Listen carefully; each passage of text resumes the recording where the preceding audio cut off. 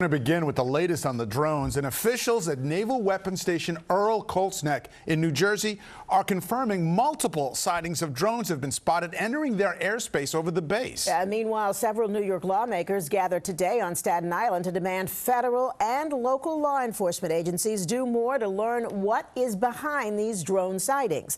Eyewitness News reporter Janice Yu live this afternoon at Fort Wadsworth. Janice?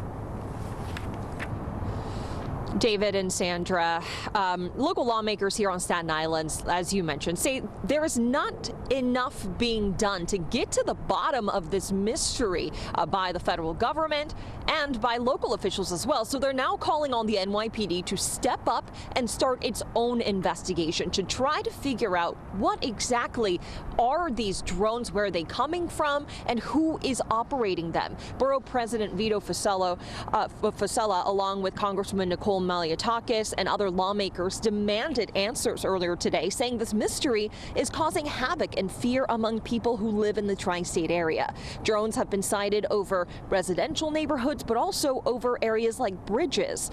The White House National Security Communications Advisor John Kirby says there is no evidence at this time that the sightings pose a national security threat or a public safety threat or have a foreign nexus. He says, in fact, it appears the reported sightings are manned aircraft being operated legally. Local lawmakers, though, disagree. They say the lack of transparency from the federal government is only adding to the fear and chaos.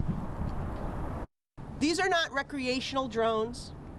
These are not, I don't believe, commercial drones, because if they are violating existing rules and regulations, which say that they need to be under 400 feet and they can't be operating in the middle of the night between sunset and sunrise. So that leaves two options. It's our government, or there's a foreign nexus.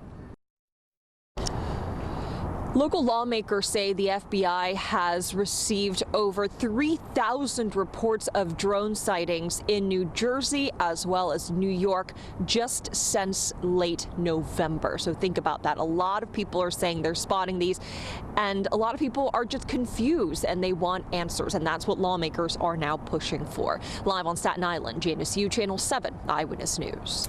Well, thank you, Janice. Meanwhile, New Jersey Governor Phil Murphy is also expressing concern about the airspace around the Garden State. He posted on X that he has written to President Biden asking for more help and resources to deal with the drone issue. The governor also calling on Congress to pass a bipartisan bill allowing state and local law enforcement to detect and monitor unmanned aircraft or even manned aircraft systems with advanced technology. It's something that Representative Josh Gottheimer has been pushing for. This will ensure that only the drones that should be in the air for registered purposes are in the air.